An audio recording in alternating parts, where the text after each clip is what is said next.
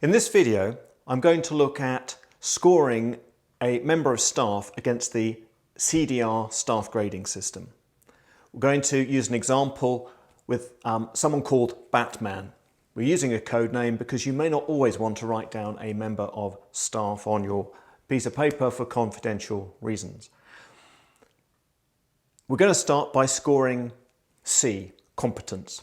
And currently, in the technical aspects of the role, doing the job, doing the tasks, Batman is currently performing at a 7, doing reasonably well.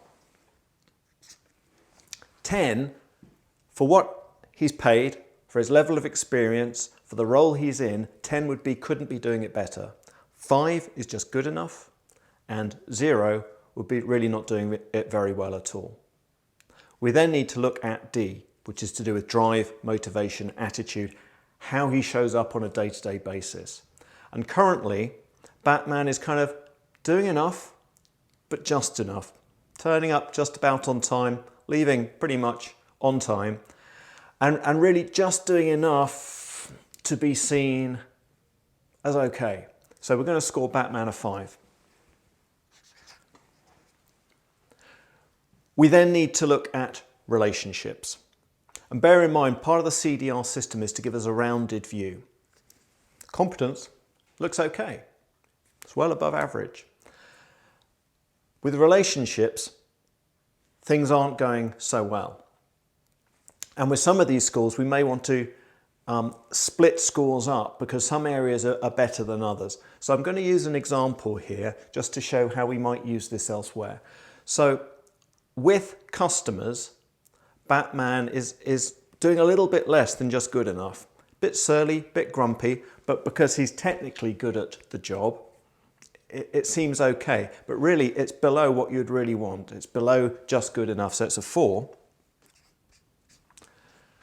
But then the problems seem more apparent when you look at how is Batman with the team or with you as a boss. And in this case, we're going to say really it's halfway between just good enough and not good at all. Nobody looks forward to working together. So we're going to score that as a 2. Which gives us an average score in this area as a 3. So what we do is we then add those scores together, divide by 3 to give us an average.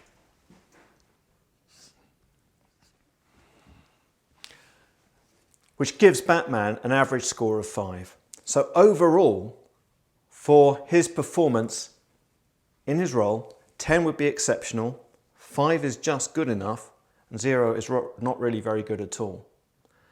In a subsequent video, I'm going to explain more about how we look at these scores. But for now, what we can see is when we take a more balanced view, what looked like fairly good technical ability in the role really is only just passable. And you have to ask, is that the standard you want to accept in your business?